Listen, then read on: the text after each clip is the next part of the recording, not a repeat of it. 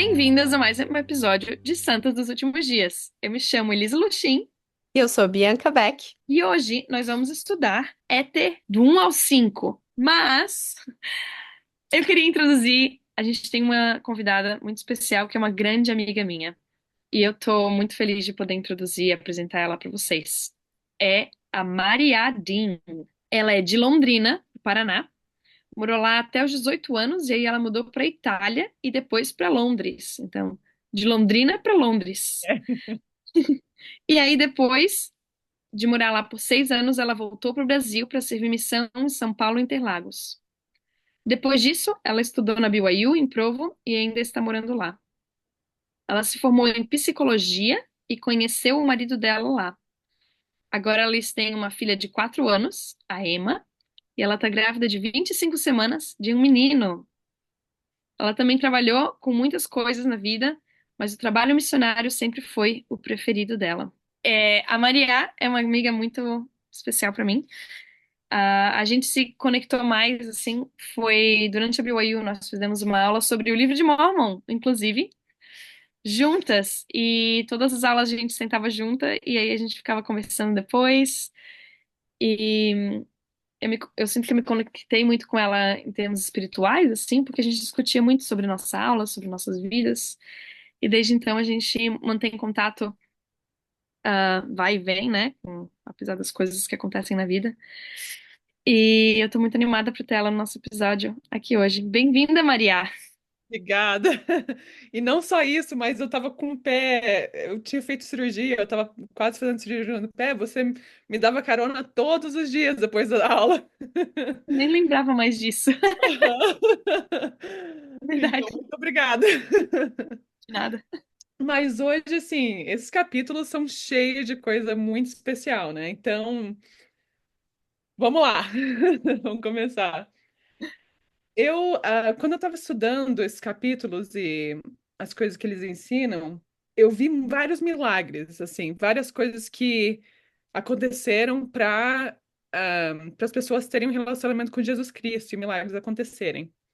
Então, assim, por que que, qual que é o objetivo de tudo isso, né? Por que que a gente está lendo esses capítulos? Por que contar essas histórias? Moroni aqui fala pra gente em Éter 4, no versículo 18 e 19. Então, no versículo 18 fala para a gente se arrepender, vir a Cristo e ser batizado. E sinais seguirão os que crerem em meu nome. Então, a gente vai ver vários desses sinais nesses capítulos.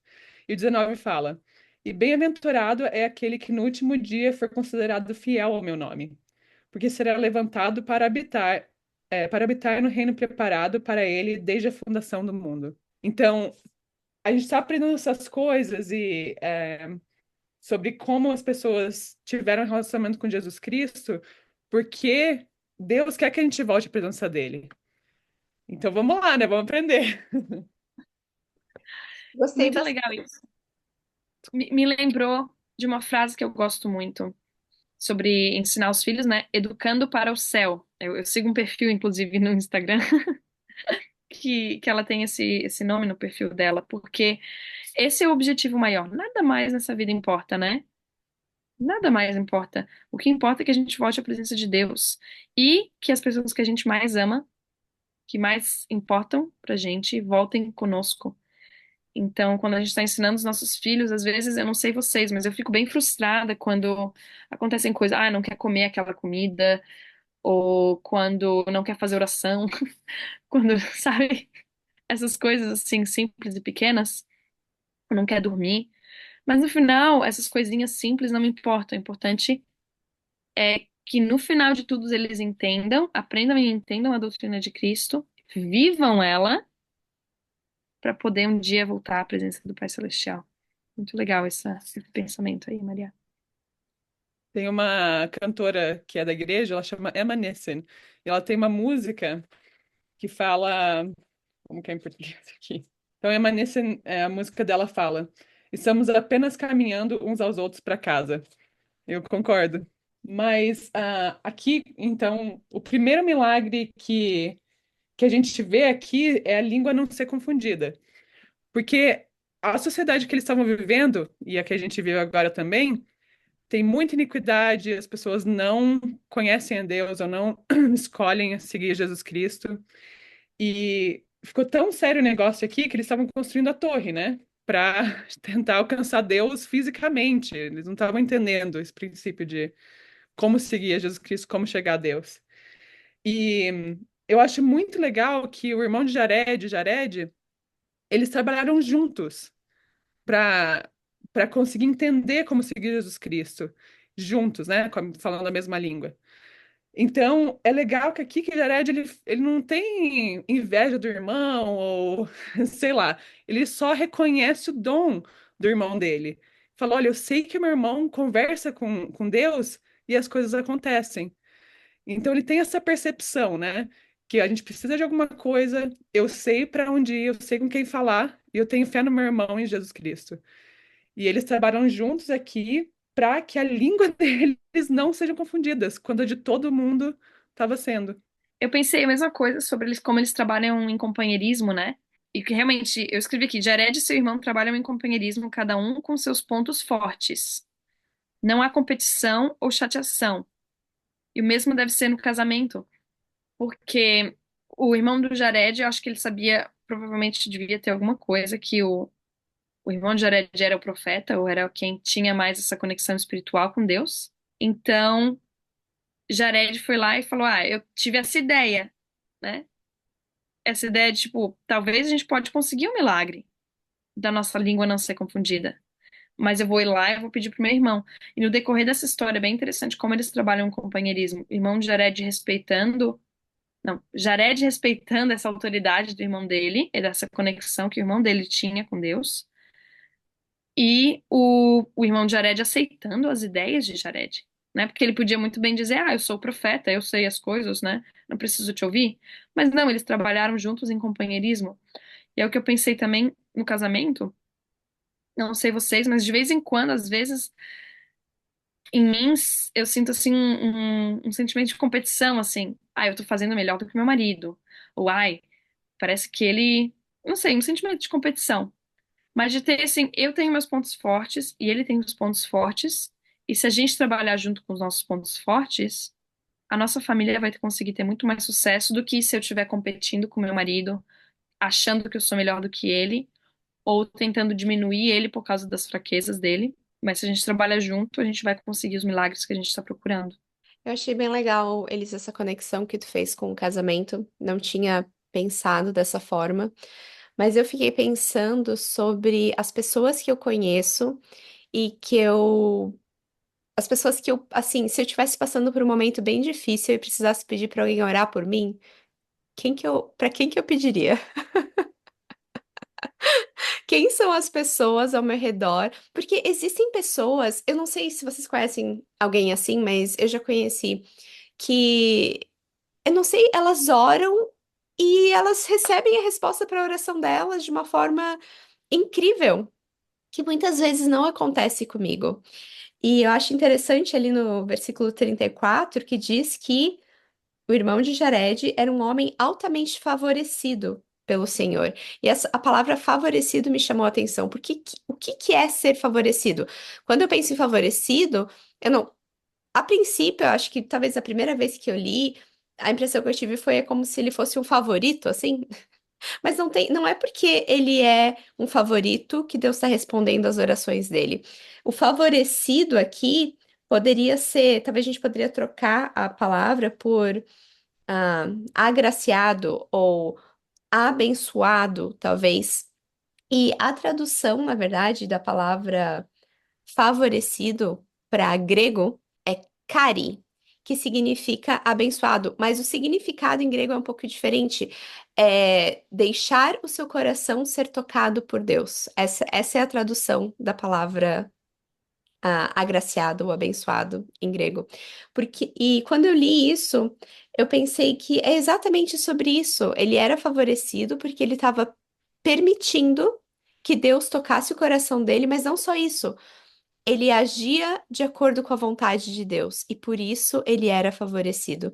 E nós somos favorecidos quando a gente permite que Deus nos toque e a gente age de acordo com aquilo que a gente sente. e daí nós somos favorecidos por Deus. Então, de alguma forma, né, Jared sabia que o irmão dele tinha essa comunicação próxima com Deus, essa comunicação que ele seguia e ele tinha uma facilidade, talvez, de entender a vontade de Deus, de ouvir ao Senhor, uma facilidade maior, porque isso também, né? Existem pessoas que têm essa facilidade maior de sentir o Espírito, né? E eu achei tão interessante pensar sobre isso, pensar que talvez por isso que Jared estava indo pedir pro irmão dele, né? E talvez no nosso relacionamento, na nossa família, vão ter pessoas que vão ter uma facilidade maior de se comunicar com o Pai Celestial e de sentir o que eles devem fazer. E daí eu já queria aproveitar e comentar aqui em algumas coisas que eu achei interessante, que Jared vai lá, pede pro irmão dele pedir para o Senhor não confundir a língua. Aí, o senhor diz que ele tem compaixão de Jared e concede o pedido do irmão de Jared. Mas ele não para aí. Jared chega pro irmão dele e diz: Tá, agora que o senhor concedeu esse pedido, pede para ele também não confundir a língua dos nossos amigos e dos nossos outros familiares.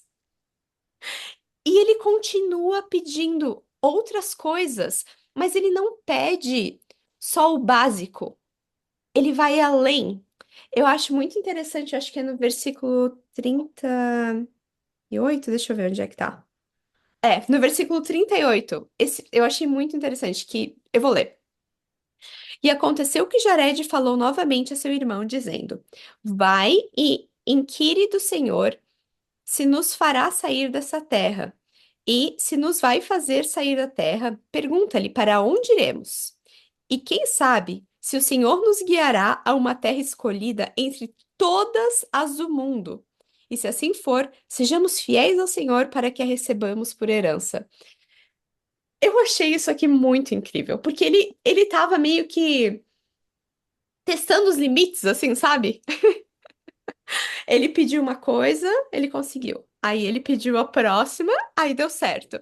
E daí, quando ele pede pela terra, eu achei muito legal, porque ele poderia ter só dito: Olha, pede, pede pro Senhor nos guiar, ponto final. Tipo, pra onde. Porque eu sei que o Senhor, pra onde for que ele me guie, vai ser bom. Ele não precisaria necessariamente pedir, mas não. Ele chega e fala: Mas que ele nos guie para a terra escolhida entre todas as do mundo. Ou seja, qual pede para ele nos levar para o melhor lugar possível, não para qualquer lugar. E não vamos deixar só para que seja assim, o Senhor sabe o que é melhor, então ele vai nos dar o melhor. Não, vamos pedir além. E daí tem vários paralelos que eu consegui pensar quando eu estava lendo sobre isso. Primeiro, é sobre, assim, é importante nós deixarmos claro que a vontade de Deus aconteça e deixar que a vontade de Deus haja na nossa vida.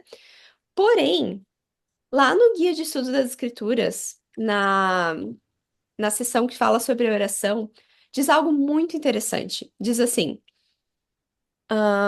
no segundo parágrafo: o propósito da oração não é o de alterar a vontade de Deus, mas de obtermos para nós mesmos e para outros as bênçãos que Deus já está disposto a conceder, mas que devemos pedir para obter. Ou seja, exatamente isso que ele fez aqui. Com certeza, Deus já estava disposto a dar o melhor para eles. Óbvio, o Senhor quer o melhor para gente, né? E ele estava disposto a levar eles para a terra prometida. Mas, o que teria acontecido se eles não tivessem pedido? Eles não teriam ganho, porque o Senhor não teria instruído eles sobre como fazer o barco, navio, vaso, esqueci o nome que está escrito aqui.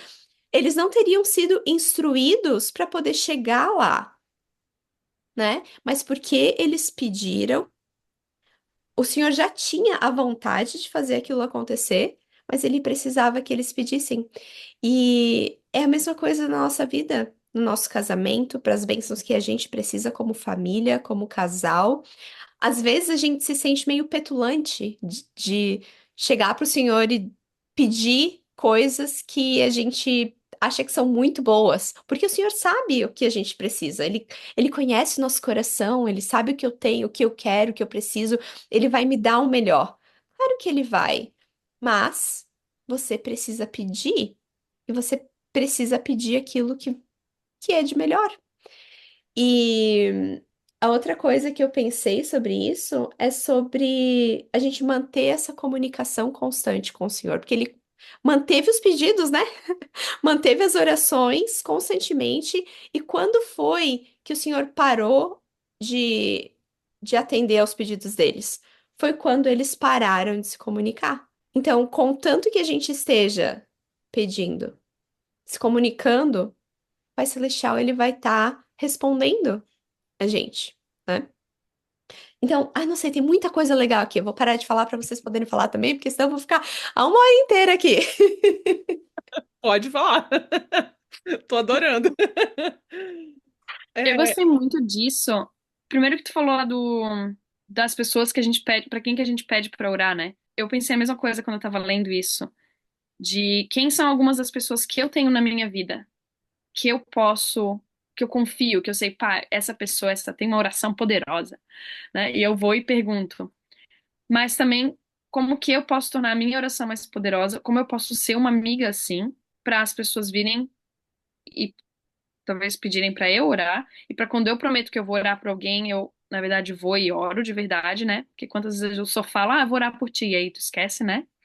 E aí, como tu mencionou, né, que ele foi, ele ainda pediu sobre os amigos dele. Eu pensei, esse é o tipo de amigo que eu quero ter. Aqueles amigos que oram por mim, aqueles amigos que se importam com a minha vida. Esse é o tipo de amigo que eu quero ser pros outros. E esse é o tipo de amigo que eu quero ensinar os meus filhos a serem e buscarem, né? Porque a gente sabe que é difícil, né? É, controlar ou não controlar, mas guiar os nossos filhos para buscarem amizades que vão influenciar eles de maneira positiva. E esse aqui é uma excelente escritura, um excelente exemplo que a gente pode usar para ensinar nossos filhos sobre esse princípio. E aí, o que tu falou, eu não tinha observado, Bianca, sobre como ele foi pedindo, pedindo, pedindo. Mas o que me lembrou, eu não sei vocês, que é um ditado que a gente ouve muito, que eu ouvi muito, e que às vezes passa na minha cabeça com meu filho. Quando ele pede uma coisa, eu dou, aí ele vai, ele pede outra, e ele vai pedindo, vai pedindo. Aquela coisa, eu dou a mão, pede o braço. É assim o ditado? A gente geralmente vê de uma maneira negativa, né? A gente dá a mão, a pessoa quer o braço. Mas nesse sentido aqui, olha, Deus estava disposto a dar o braço, dar o corpo inteiro, né? Estava disposto a abençoar, só tinha que pedir. E talvez de não ver isso tanto como uma crítica para os meus filhos, quando eles estão dispostos a pedir mais, né? Claro, eu posso estabelecer os limites, dizer não, é a mão e pronto, eu não vou dar o braço. Mas assim, que coisa boa que eles estão dispostos a pedir. Eu acho que tem que ter coragem, tem que ser vulnerável para estar disposto a pedir as coisas. E aí, a aplicação de mãe também, que eu converso com algumas amigas de vez em quando, é a dificuldade que nós, como mães, temos de pedir por ajuda, né? Às vezes tem tantas pessoas que estão dispostas a ajudar, e a gente, mas eu não quero pedir ajuda porque vai dar muito trabalho para outra pessoa, né? A gente tá com medo de estar pedindo o braço, de estar se aproveitando, sei lá. Mas, cara, pede. O máximo que tu vai receber é infelizmente eu não posso te ajudar agora. Mas quantas pessoas estão dispostas a nos ajudar? E quantas pessoas vão ser a mão de Cristo na nossa vida se nós estivermos dispostas simplesmente a perguntar, a pedir? E isso é muito difícil pra mim porque eu tô morando aqui com os meus sogros, e eu tenho vergonha às vezes de pedir ajuda. E às vezes na minha cabeça eu fico reclamando que eles não estão ajudando. Mas eu não posso reclamar se eu não peço, né? E quando eu peço, eu diria 99% das vezes, eles me ajudam, eles estão dispostos, eles têm a disponibilidade, eles podem me ajudar. Mas eles não vão ajudar se eles não souberem o que eu preciso, né? Muito legal que tu pontuou, Bianca. Muitas aplicações. E às vezes a gente não pede ajuda também porque a gente tá com vergonha das outras pessoas saberem que a gente não tá conseguindo fazer determinada coisa. E todo mundo passa por isso, sabe? Eu não sei, assim, às vezes a gente quer montar, tipo, aquela façada, assim, sabe? Tu coloca uma máscara e tu quer fazer de conta que tá perfeita e que tu consegue fazer todas as coisas, gerenciar a tua vida e os teus filhos, mas a realidade é que todo mundo precisa de ajuda e que a gente seria muito mais felizes e eficientes se a gente estivesse disposta a deixar as pessoas a nos ajudarem quando a gente precisa. Eu achei muito legal esses princípios que a gente acabou de falar. Eu acho que o irmão de Jared e Jared aprenderam que oração leva à revelação, né? Nesses primeiros momentos. E o que é muito verdade. Eles ouviram a voz do Senhor, guiou eles em cada detalhe. E aí, o que eu achei legal no capítulo 2 versículo 3 no versículo 4 quando ele orou de novo, ele sabia que o Senhor tinha descido para falar com ele. O Senhor estava mais próximo dele. Então, essa percepção, acho que é o segundo milagre aqui que eu vi, que você tem essa percepção, você sabe como o Senhor fala com você. Depois você está vendo que ele está mais próximo, você reconhece que ele está mais próximo. E começa a ver. E aí, no versículo 5 em diante, é legal que daí ele começa a falar: o Senhor foi adiante dele. Eles foram dirigidos pela mão do Senhor, no versículo 6. E você vê isso que eles estão reconhecendo o Senhor em cada passo que eles estão dando, que eu acho que antes eles não estavam reconhecendo. E que é muito importante porque eles estavam reconhecendo, mas aí o que que o Senhor fala no versículo 14 aqui? Por 3 horas, ele fala para o irmão de Jared que ele parou de orar, ele tem que invocar o nome dele de novo. Então, isso assim, eu pensei, gente, a gente está falando de oração o capítulo 1 inteiro e até o capítulo 2, mas ele esqueceu. E por que que o Senhor fala para invocar o nome dele? Porque o milagre de construir os barcos diferente da maneira que eles construíram no deserto estava para acontecer. Ele precisava desse ensinamento do Senhor. Então, assim, quando eles estavam atravessando o deserto, eles construíram um barco. Eu acho que eles já estavam acostumados a construir, né? Sei lá, penso na Moana, sei lá, nesse tipo de barco, mas o Senhor falou: agora eu vou te ensinar a construir um barco para eu te guiar pelo oceano, que é uma coisa completamente diferente do que vocês já viveram. E passo a passo, o irmão de Jared, eles, né, trabalharam, e aí o Senhor apresentou a próxima instrução. Aí, quando eles estavam tudo construído, cadê a luz e o ar? Como que a gente vai fazer isso? O Senhor dá instrução para o ar. Ele, mas e a luz? Eu penso assim, nas mães, nos bebês que estavam lá dentro, o Jared, irmão de Jared, pensando, e minhas esposas, meus filhos, a gente vai ficar na escuridão com todos esses animais, e peixe, ave, tudo dentro aqui. O Quase uma oceano, arca de Noé. exatamente. Mas menor ainda, né? Então, assim, eu acho muito legal essa. Parece que quando o Senhor fala que por 3 horas, parece, nossa, coitado do irmão Jared, ou assim, se fosse eu, sabe? Mas ainda bem que isso aconteceu, porque preparou o caminho para eles construírem o barco e atravessarem todas essas dificuldades, assim, que eles iam encontrar. Eu achei legal que tu apontou isso, porque nem sempre é fácil a gente perceber a mão do Senhor no nosso dia a dia quando a gente está passando por dificuldades, porque esse não foi um período fácil para eles, né? Foi um período de transição, um período de mudança, de incerteza, de ter que, como ali a gente leu no versículo 14 do primeiro capítulo, né? Que Deus estava tirando eles da terra que eles conheciam. O mundo estava em caos, as pessoas não se entendiam, né? Mas é muito interessante ver que eles estão constantemente vendo o Senhor. Me chamou muito a atenção ali no primeiro, no segundo capítulo, no início, que tu mencionou, Maria, que Deus estava adiante deles, mesmo quando eles não podiam vê-lo, né? Deus também está adiante, né, na nossa frente, mesmo quando a gente não consegue ver a Deus. Eu acho que essa situação, essa circunstância é muito comum pra gente. Essa é a nossa realidade, né?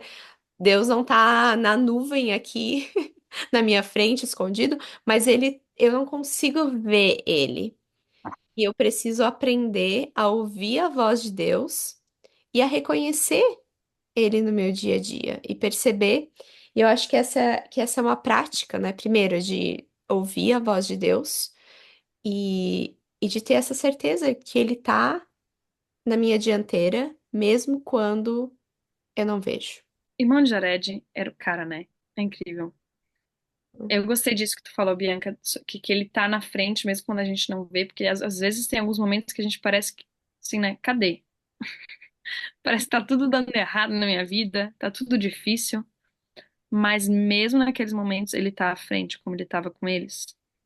Um outro pensamento que eu tive quando a gente estava falando sobre a questão que o Senhor repreendeu ele, foi aquela frasezinha que a quem muito é dado, muito é exigido, né? Com grandes poderes vem grandes responsabilidades, já dizia o tio do Spider-Man.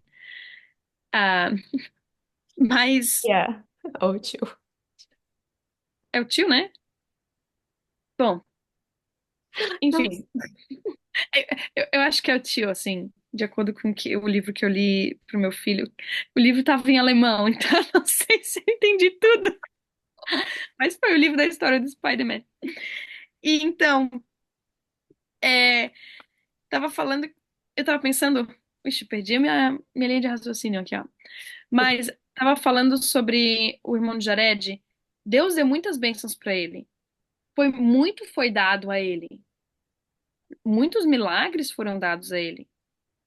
Para ele aí esquecer de conversar com Deus, né? Mas é claro que Deus ia repreender, porque muito era exigido dele, muito tinha sido dado. E eu pensei, para mim, quanto foi dado para mim? Ainda hoje eu olhei pro meu marido, assim, olhei pros meus filhos, sabe? Aqueles momentos, assim, que as crianças estão sorrindo, que tá tudo lindo, né? E eu falei assim, nossa, como a gente é abençoado. Porque muito foi me dado. Deus até me deu em dobro na segunda gravidez, entendeu? Mas, com essas grandes bênçãos, muito é exigido. E a minha responsabilidade aumenta. E aí eu tenho que aceitar quando Deus vem e me repreende, né? Porque ele tá me lapidando, ele tá me moldando, como a Maria falou, ele tá me preparando para construir esses barcos, ele tá me preparando para coisas maiores, tá me preparando para me levar para o que eu pedi, como a gente estava falando de pedir, né? Eu pedi para ir para a melhor terra de todas, e a melhor terra de todas não é aqui ainda, existe algo a mais. Eu não posso parar de orar agora pelo que eu pedi, mas às vezes a gente também estagna, né? Ah, tá tudo tão confortável, tá tudo tão bom, né? Não quero mais passar por perrengue. Não, mas tem mais perrengue pra passar porque tem algo ainda melhor pra você. Você pediu pelo melhor, então eu vou te dar o melhor. Só que você tem que trabalhar muito. Então, aceitar essas correções de Deus e aceitar a responsabilidade que eu tenho sobre mim, porque muito me foi dado. E aí é a parte que eu mais gosto dessa sessão, é quando vem sobre a parte que Deus instrui ele como fazer o barco. E aí depois vem a parte que ele pede pela luz, né? E eu tirei alguns princípios. Eu escrevi aqui 3 princípios que a gente pode aplicar para os nossos filhos, como se fosse assim, como se o irmão de Jared fossem nossos filhos, né? E nós fôssemos o Pai Celestial cuidando do nosso filho. E o primeiro é que ele dá instruções e ele ajuda o filho dele a obedecer com exatidão. Então, existem coisas que a gente vai precisar que os nossos filhos façam, mas que eles vão precisar ser instruídos passo a passo, que eles ainda não são capazes de resolver sozinhos. Então, é o exemplo aqui da construção do barco. Né? A Maria até falou, talvez pensa que talvez o barco que ele estava acostumado era o barco da Moana, né? Aquele barquinho aberto, aquela jangada. Então, se Deus só mandasse, constrói um barco, era algo muito grande, muito além. E quantas vezes, acho que eu já mencionei esse exemplo, né? Eu já errei falando, vai te vestir, vai trocar de roupa, né? Meu filho tem 3, 4, tava com 3, agora tá com 4 anos. Ainda é um conselho, né? Um conceito um pouco além, né? Tem que ser ok. Vamos lá, procura uma cueca. Agora ok, escolhe uma calça, escolhe uma camisa. Entendeu? Precisa de um passo a passo. Então, para a gente não cair nesse erro de tentar, às vezes, dar uma tarefa que é além da capacidade dos nossos filhos de ser feita sozinha, né? Dá a tarefa, mas acompanha, ajuda, dá as instruções, dá o passo a passo. E a segundo é que Deus deu soluções aos problemas que eles estavam apresentando. Falou: ah, não tem ar nesse barco. Me diz aí como é que resolve. E Deus foi lá e deu a solução. Muito legal. Porque às vezes eu não quero dar solução, eu quero só, te vira aí, busca a tua solução. Tu tipo, por favor, pega isso pra mim. Ah, tu tem dois pés, duas mãos? Vai lá e pega, entendeu? Mas Deus foi lá, ele deu a solução, ele foi bondoso, ele foi gentil. E o irmão de Jared estava acostumado a pedir, né? Então ele continuou pedindo. Uhum. E aí vem a parte mais legal de todas, que é a da luz. Que é daí quando ele pede, e aí Deus, em vez de dar a solução, em vez de dar o passo a passo, acho que Deus percebe, ok, acho que ele tá pronto agora para ter um pouco para desenvolver esse dom, desenvolver essa habilidade de buscar por uma solução por ele mesmo. E eu escrevi aqui, eu vou ler o que eu escrevi para eu não me perder. Mas eu falei, eu escrevi assim: passar a bola para eles, para os filhos. Dar para os filhos a oportunidade de resolverem os problemas ou encontrarem soluções. E aí, parte disso, acho que vem para a gente avaliar, né? E algumas perguntas que eu coloquei na hora de avaliar é: qual é a capacidade do meu filho? Ele tem capacidade de resolver esse problema por si mesmo? Até onde ele é capaz de fazer por si? Onde que eu preciso eu intervir? E aí, o que eu achei muito legal disso também é que Deus deu instruções básicas para que o irmão de Jared não falhasse na resolução. Então, deixa eu ver aqui, no versículo 23. Vou ler no 22 já. E ele tornou a clamar ao Senhor, dizendo: Ó Senhor, eis que fiz conforme me ordenaste, e preparei os navios para meu povo, e eis que neles não há luz. Ó Senhor, consentirás que cruzemos estas grandes águas na escuridão? E a resposta do Senhor disse: Que desejais que eu faça? Então, ele passou a bola, né? Tu me diz, o que que tu quer que eu faça por ti? A fim de que tenhas luz em vossos barcos? E aí ele dá algumas instruções básicas. Porque eis que não podeis ter janelas, porque seriam despedaçadas. Então, meio que assim, tu não me dá essa solução, porque essa não rola, tá? Nem levareis fogo convosco, porque não ireis pela luz do fogo. E aí ele explica, porque vai ser como uma baleia no meio do mar, as altas ondas se quebrarão sobre vós. Então, ele dá essas instruções básicas. Tu tem que vir com uma solução, mas não pode ser janela e não pode ser fogo. Agora te vira. Então, eu achei isso, toda essa dinâmica, toda essa instrução de Deus muito aplicável pra gente ao instruir e ao ajudar os nossos filhos a progredir, ao buscar soluções e a crescer na vida, né? Progredir e crescer. E é interessante pensar que Deus aceitou a solução que ele trouxe e fez ela funcionar. Porque eu acho que daí essa é outra parte da questão. Porque às vezes a gente dá a responsabilidade para os nossos filhos, dá a oportunidade para eles fazerem por eles mesmos, mas quando eles fazem e não ficou do jeito que a gente queria ou como a gente imaginava, a gente não gosta, né? A gente acha ruim. E eu acho que isso faz com que. Eu sei disso, porque eu já fiz isso com a minha filha. E dá um desânimo na criança, né? Ah, poxa, mas, né? Eu fiz o melhor que eu pude. Então eu acho que. Eu acho isso incrível de Deus, pensar que ele. Eu não consigo fazer isso, né? Mas ele consegue transformar as minhas ofertas míseras, né? Aquilo, as minhas ideias não tão, não tão incríveis em algo que funciona. Ele consegue fazer todas as coisas funcionarem para o nosso bem, né? E eu acho que isso é algo que a gente pode tentar replicar usando isso que a Elisa disse, né?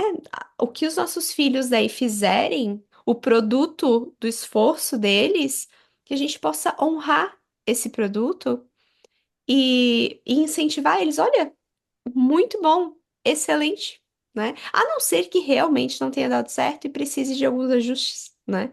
Mas se não, ok, tá excelente. E não precisa dizer, não era bem isso que eu tava pensando, não é bem assim que se faz. Não, tá ótimo. Fez, tá feito, ok, beleza. Sabe? E numa próxima oportunidade, você tenta ensinar e treinar, e seja lá o que for, para que o resultado seja diferente, né? Mas eu acho que isso é muito importante e às vezes é difícil de fazer. Mas Deus faz isso com a gente. E aí eu acho que por isso que é interessante o que ele falou, do tipo, não faz desse jeito, né? Porque a gente não quer que os nossos filhos falhem quando a gente dá a responsabilidade para eles. Claro que às vezes eles vão falhar, é parte da vida, é normal, mas a gente quer dar a máxima chance de sucesso na capacidade deles de resolver o problema, né? A gente quer que a solução que eles tragam funcione. E Deus sabia que essas não iam funcionar, então ele já impôs, ó, não é assim, nem é assado, né? Mas qualquer outra coisa tá valendo. É. E nesse princípio, voltando no versículo 24 aqui do capítulo 2, eu adoro que no final o Senhor fala: os ventos saíram da minha boca, e também eu enviei as chuvas das inundações. Eu sei, eu criei todo esse mundo, eu sei o que vai acontecer, eu que coordeno tudo. E na vida dos nossos filhos também, ele que criou, é filho de Deus. Nossos filhos também, mas a gente tem que ouvir Deus para isso. E no começo fala: as altas ondas se quebrarão sobre vós, não obstante, tirar-vos-eis novamente das profundezas do mar. E me lembrou de uma história com a minha filha, que ela tinha uns 2 aninhos, eu acho. E ela tava a gente tinha colocado ela na cama, né, e tudo mais, tinha dado banho, colocado na cama. E aí eu tava estudando, porque eu fazia faculdade na época, comecei a fazer tarefa e eu tava morta já no final do dia, depois de aula, trabalho, cuidar dela. E eu sempre fazia tarefa no sofá para descansar um pouco e fazer tarefa. Mas nesse dia, eu senti que eu não podia colocar fone de ouvido e não coloquei. E aí meu marido falou assim: por que que você não vem aqui para o escritório para estudar? Tá bom, eu vou. E o escritório era bem do ladinho do quarto dela. E de repente eu ouço um barulho assim. Era a Emma, tava, não sei o que tinha acontecido. A gente correu pro quarto dela.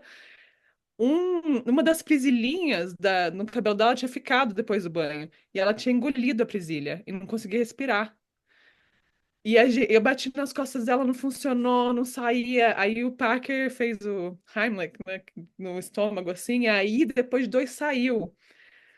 Mas assim, foi um milagre total que Deus, ainda bem que ele protegeu a gente, protegeu a Emma nesse momento, porque senão ela tinha morrido, né? E aí nossa vida ia ser bem diferente. Mas eu acho que com a mesma lição que a gente teve, Jared, os irmãos e os amigos, família dele, eles tiveram essas lições também. Eu posso contar com o Senhor, porque Ele vai me dar instrução passo a passo e contar com o que eu já aprendi para proteger a gente e levar para onde Ele quer que a gente vá. Que experiência interessante, porque se tu tivesse colocado fone de ouvido, talvez tu não teria ouvido ela se engasgando, né? Ou sufocando.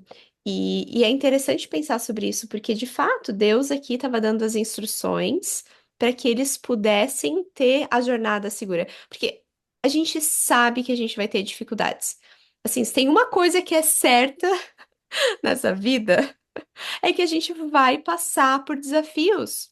Talvez a gente não receba a bênção que a gente, que a gente quer, talvez a gente não tenha várias das coisas que a gente imagina para nossa vida. Mas uma coisa é certa, as dificuldades virão porque a gente precisa delas. Elas são necessárias para que a gente seja refinado e a gente possa um dia retornar à presença de Deus. Sem elas, a gente não vai alcançar o objetivo do plano de salvação, né?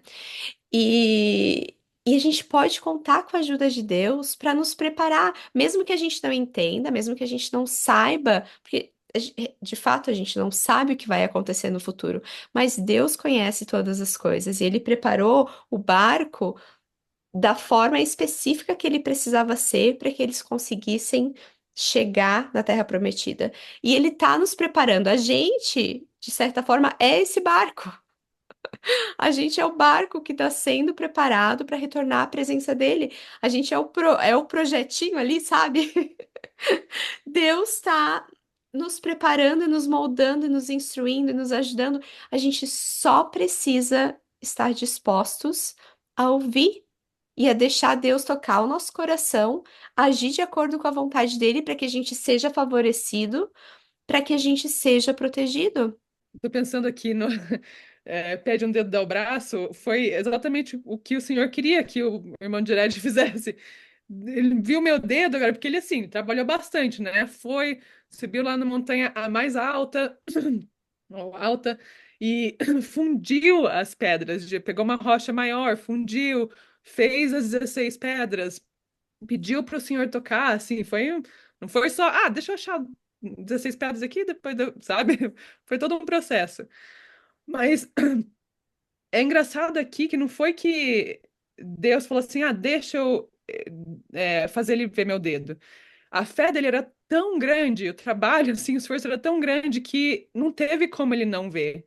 O véu foi tirado. Então, e não só o dedo. Ele queria ver o Senhor e ele viu. E é isso que o Senhor quer que a gente faça. Que a gente conheça ele de uma maneira que a gente nem sabia que era possível. Mas passo a passo a gente vai conhecendo o Senhor, vendo esses milagres, desenvolvendo esse relacionamento com o Senhor que é tão único para cada um de nós. E aí sim que a gente vai ver o Senhor na nossa vida de uma forma física e literal às vezes, mas a maioria das vezes não, é só saber que o Senhor está lá com a gente. Eu gostei que tu comentou sobre o esforço que ele teve para encontrar as pedras, porque ali no capítulo 2 no versículo 16 o Senhor diz assim: E disse o Senhor: Lançai-vos ao trabalho para construir os barcos, nesse sentido aqui. Mas eu acho que a gente já conversou sobre isso antes, sobre essa correlação entre o trabalho e proximidade com Deus. O Senhor, ele requer esforço espiritual para que a gente se aproxime dele. Então, o Senhor requer o esforço espiritual que eles estão fazendo aqui. O irmão de Jared está constantemente se comunicando com Deus, mas ele requer o esforço braçal. A gente precisa trabalhar.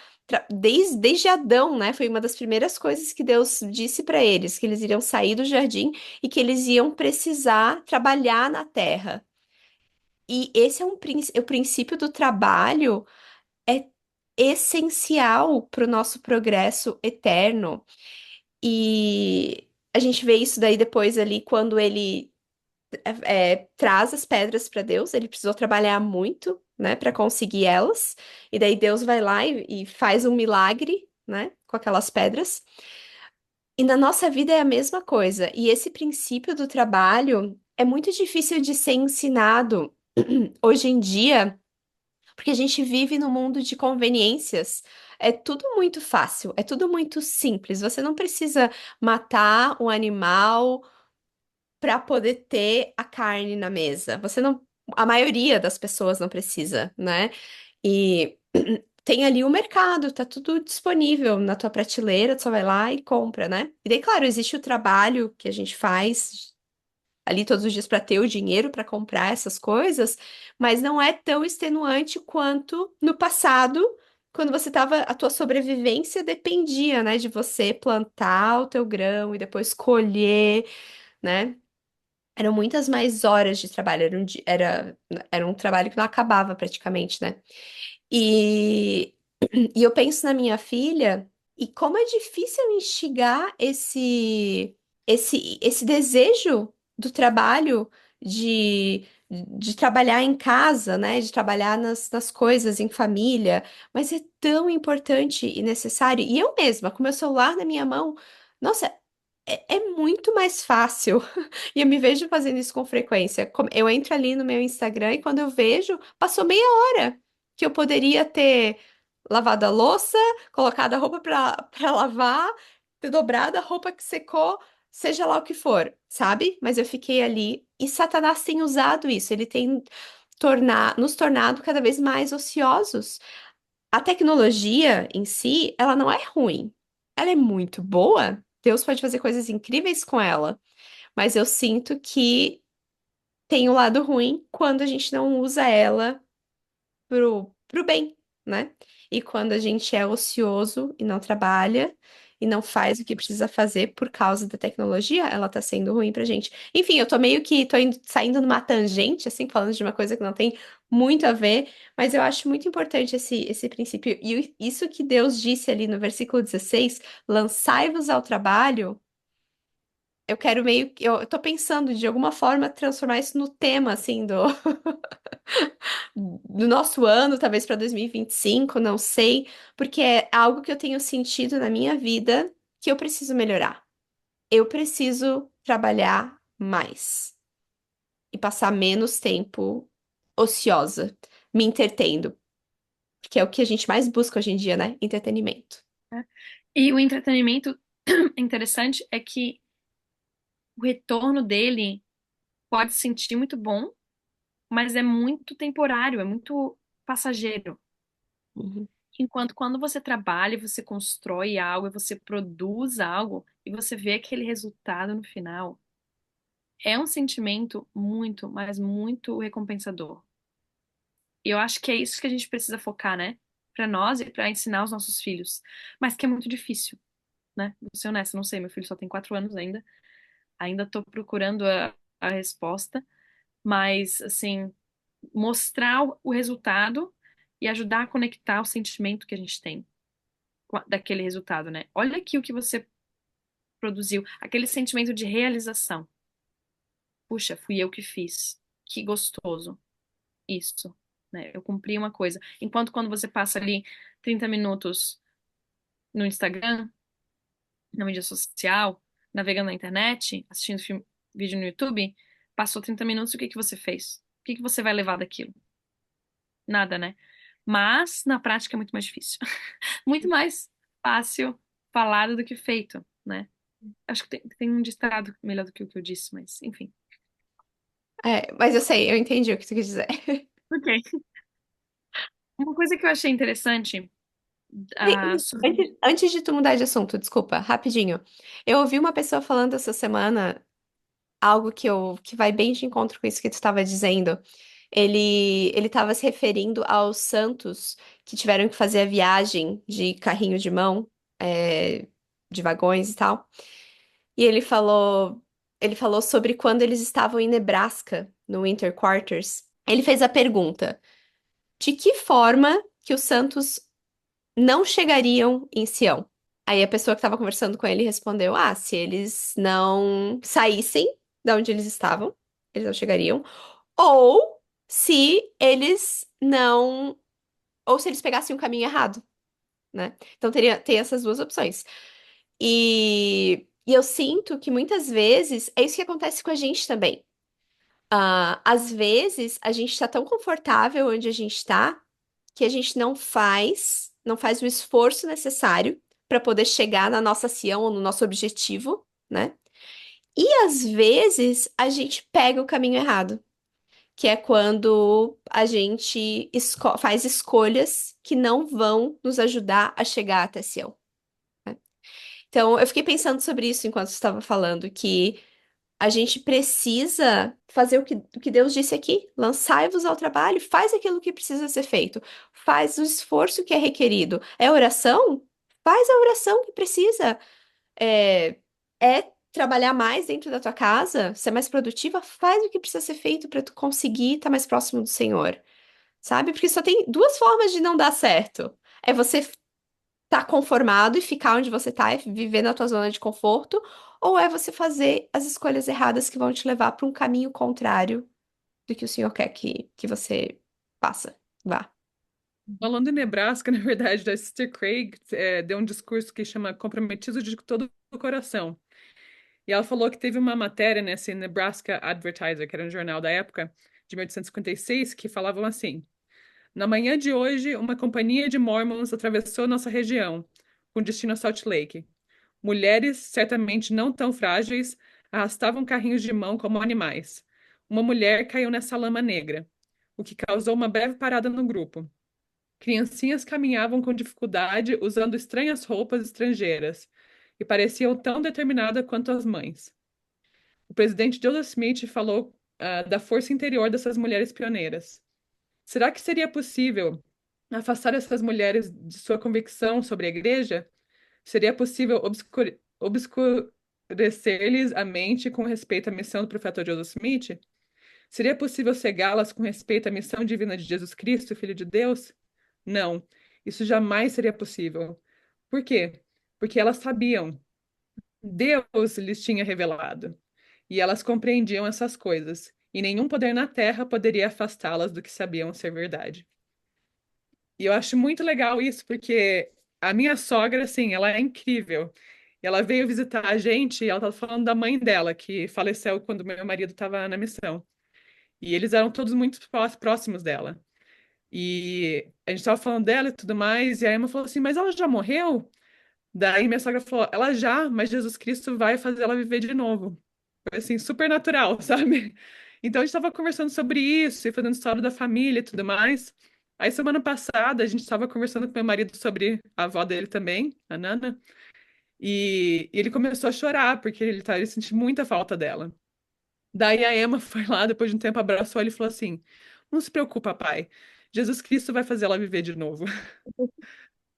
Então, nossos filhos estão vendo a gente, né? Trabalhar com o Senhor, vendo nosso testemunho e vão fazer as mesmas coisas que a gente faz. Não tem erro, né? Se a gente der um exemplo. Claro que eles têm eles podem fazer suas próprias escolhas, mas o exemplo é muito poderoso. Uma coisa que eu gostei muito no capítulo 3 é a oração que o irmão de Jared faz quando ele pede para Deus tocar nas pedras. E me lembrou de quando às vezes a gente quer pedir algo pro nosso pai, pra nossa mãe. Não sei se vocês eram assim. Mas tipo, tem uma coisa muito grande que tu quer pedir e tu vai, então, pai, então, mãe, você é uma pessoa. E você começa a elogiar. Você faz todo um caso, entendeu? Todo um caso pra conseguir o que você quer. Pra conseguir aquele favor, pra conseguir aquela bênção. E eu achei muito interessante porque a tática, não que fosse uma tática, né? Mas é muito semelhante ao que o irmão de Jared fez aqui. Ele foi com todo, né? Ele reconheceu o Senhor. E ele foi assim, tipo, não fica bravo comigo, porque ele sabia que o que ele estava pedindo ele, ele tava pedindo o dedo, né? Mas era tipo, não era só a mão, era o braço. Ele sabia que o que ele estava pedindo era muito. Até agora ele tinha pedido várias coisas, Deus estava dando, estava dando, estava dando. Mas ele chegou na hora que ele falou: Ixi, agora eu sei que isso aqui, eu não sei, será que ele vai me dar? Porque esse pedido eu sei que é o pedido, né? E é muito incrível a maneira que ele pede. Ó Senhor, e não tires contra teu servo por causa de sua fraqueza diante de ti. E aí ele fala: Eu sei que tu nos castigaste devido à nossa iniquidade. Não obstante, tem sido misericordioso para conosco. Ó Senhor, tem piedade de mim. E aí, no 4 ele começa a reconhecer todo o poder que Deus tem, né? E aí ele pede. E aí chega a hora, né? Que tu tens todo o poder e que podes fazer tudo quanto queiras para o benefício do homem. Portanto, com teu dedo, toca essas pedras ao Senhor e prepara-as para que brilhem na escuridão. E aí ele dá a solução dele, né? E ele faz o pedido dele. E aí ele reforça, ele diz: Ó Senhor, eu sei que tu podes fazer isso. Eu sei que tu tem o poder. Tu pode. Tipo, é tua. Ele joga a bola de volta para Deus, né? Agora é contigo. Eu fiz a minha parte. Eu não sei mais o que fazer agora. Eu dependo de ti. E eu pensei nisso na nossa vida também, né? Como que a gente pode pedir as coisas para Deus? Aquelas coisas que às vezes parece que é um milagre tão além, é uma coisa tão maluca, tão difícil, tão específica. Mas reconhecer a Deus, eu sei que tu pode. Agora é contigo. E confiar que Ele vai fazer a parte dele, né? Se for pro nosso bem. E aí é muito interessante a gente falando sobre como ele pedia, pedia, pedia. Aí Deus conversa com ele, toca na pedra e tudo mais, e percebe que ele viu o dedo, e aí ele pergunta, né? Você viu meu dedo? Você viu mais do que isso? E aí, olha como ele é ousado, cara, no versículo 10. Não, Senhor, mostra-te a mim. Eu não tinha reparado nisso antes, mas ele que pede para o Senhor mostrar. Não foi o Senhor que disse, ah, se você viu meu dedo, então eu vou mostrar o resto. Não, ele foi ousado. Falou, é, eu vi o teu dedo. Agora mostra o resto, por favor. Uhum. Né? E eu pensei, quantas vezes a gente tem a ousadia de pedir certas coisas? Eu acho que depois de ler tudo isso daqui, eu vou começar a pedir mais coisas, sabe, para Deus? Que às vezes Claro. eu fico meio assim, ah, mas não, isso seria impossível. Ah, mas capaz que vai acontecer. É muito, muito além, né? Por que não pedir? O máximo que pode ser é um não, né? Dizer, ah, não, tá na hora. Não, Uhum. isso não, né, Elisa? Mas Deus nunca vai, eu nunca vi aqui, Deus castigando eles por eles pedirem algo assim, né? Pedir pra Deus ajudar, a ajuda de Deus. Uhum. Então, E não só isso, Elisa, eu acho que lembrar que é esse tipo de filho e de pessoas que a gente quer educar e quer criar. Eu quero que minha filha tenha essa ousadia e que ela tenha confiança suficiente em Deus, saber que ela pode pedir e que ela deve pedir.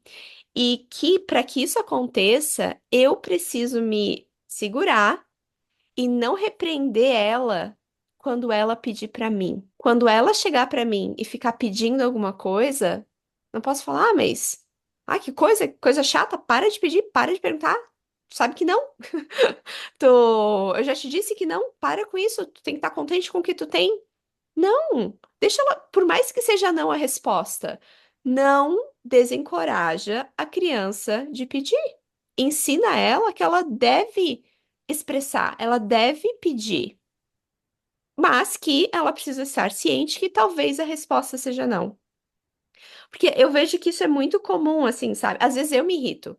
Quando minha filha começa a pedir uma coisa, eu penso, ai, minha nossa. Mas, ao mesmo tempo, ela costumava não pedir nada porque ela não se sentia segura em pedir. E ultimamente, e após ler isso e tá aprendendo mais sobre isso, eu falo pra ela, ai, filha, que bom. Quando ela pede alguma coisa, mesmo que a resposta seja não, e às vezes, principalmente quando a resposta vai ser não, eu digo, nossa, filha, que bom que tu me perguntou. Obrigada por perguntar. Pode continuar pedindo isso. Dessa vez não vai dar, mas talvez da próxima vez dê certo, né? E eu acho que esse princípio é muito, muito importante e necessário. E eu sei que tá chegando no finzinho, assim, mas tem uma coisa que eu sinto muito forte que eu deveria compartilhar. Tudo bem se eu tirar uns 2 minutinhos para falar rapidinho sobre isso. Eu queria voltar no capítulo 2, quando eles estão se preparando para a viagem. Eu não sei por quê, mas eu sinto fortemente que a gente precisa falar um pouquinho sobre armazenamento e preparação. Quando eles estão preparando o barco e os mantimentos e sementes de toda espécie, inclusive os peixes, eu senti muito forte que a gente não pode se esquecer de armazenamento. A gente vive em tempos de catástrofes naturais, a gente viu recentemente no Brasil, a gente viu nos Estados Unidos, a gente está vendo isso na Espanha, tipo, nos últimos 4, 5 meses, a gente viu catástrofes naturais horríveis. E tem muito mais para vir. A tendência a partir de agora é só piorar. A gente precisa estar preparado. A gente sabe que tá vindo. A gente sabe que vai acontecer. E se a gente não tiver preparado fisicamente com armazenamento, sei lá, o nosso kit 48 horas, 72 horas, não sei, que tem sido há muito tempo aconselhado que a gente tenha, a gente não vai conseguir ter o foco espiritual que é necessário para passar por esses momentos. Porque aqui eles estavam preparados fisicamente. Deus ajudou eles a se prepararem fisicamente para que eles pudessem chegar na Terra Prometida e por causa disso eles podiam focar no Senhor. Porque quando tu tá tão preocupado com a tua situação física, é muito difícil você se conectar com o Senhor. Eu não sei vocês, claro, a gente vai, às vezes não, né? Às vezes quando tu tá lá no pior é que tu se lembra de Deus, né? Mas é muito mais fácil a gente estar em contato com Deus quando a gente está com a nossa situação física confortável. E eu não sei por quê, eu sinto muito fortemente sobre esse assunto. E eu queria colocar ali o pensamento lá na cabeça de todo mundo que tá ouvindo, a lembrança que seja de fazer armazenamento. A igreja tem um foco muito grande nisso, principalmente agora, né? A Sociedade de Socorro na minha ala tira 5 minutos todo domingo para falar sobre coisas bem específicas para nossa região aqui, o que que a gente tem que ter na nossa bolsa preparada para 72 horas aqui para cá, para o inverno, para o verão e tudo mais, e comida. Então, está sendo bem legal aprender sobre isso e ter testemunhas, né? Não só os profetas falando sobre isso, mas todo mundo na nossa ala e na nossa casa. No capítulo 5 aqui é um capítulo de Moroni para Joseph Smith, né? E eu acho muito legal no versículo 4 ele fala: E pela boca de 3 testemunhas as coisas serão estabelecidas. E o testemunho de três e essa obra, na qual será demonstrado o poder de Deus e também sua palavra, da qual o Pai e o Filho e o Espírito Santo dão testemunho. E tudo isso se levantará como um testemunho contra o mundo no último dia. Quer dizer, quando a gente tem 3 testemunhas, inclusive o Pai, o Filho e o Espírito Santo, é assim que a gente estabelece a verdade. Então, se qualquer assunto, se for guardar comida, o que for, mas principalmente das escrituras do livro de Mórmon, quando você, seu marido e sua família formam essas 3 testemunhas com o Espírito e com Deus, os seus filhos vão saber que os milagres são possíveis, que o impossível para todo mundo é possível para Deus. E é assim que eles vão ganhar esse testemunho pouco a pouco durante a vida deles. E eu amei estudar esses capítulos por isso, porque eu tenho que melhorar muito aqui em casa. Bem, realmente, quando a gente lê as Escrituras, prestar testemunho, ser essa testemunha de Deus, ao invés de só ler as Escrituras. E esse princípio para todas as outras coisas do Evangelho.